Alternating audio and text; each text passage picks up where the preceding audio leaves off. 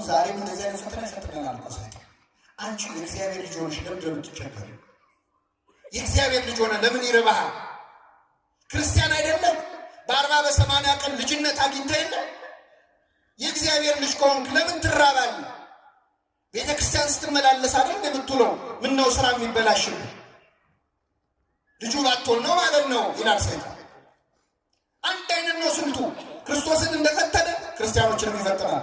አዳምና ሔዋንን ምን አላቸው? ዕፀ በለስን ብትበሉ ሞትን አትሞቱም ብሉ ብሎ ጋበዛቸው። ዛሬም ሰይጣን በጓደኞቻችን አብረውን በሚውሉ ሰዎች አድሮ ዕፀ በለስ ባይሆንም ሌላ ብዙ ግብዣ ያቀርብልናል። እስከ ዛሬ ድረስ ዕፀ በለስን አልቀመስከውም ይላል። ዕፀ በለስ ላይሆን ይችላል። ወጣቶችን መጠጥ ጠጥተህ አታውቅም እስከ ዛሬ አልቀመስከውም? እስኪ አንዴ ቅመሰው። አትሞትም እኮ ምን ትሆናለህ ይላል። የዛሬ 7000 ዓመት የፈተነው ፈተና አሁንም ይደግመዋል። አንድ አይነት ነው።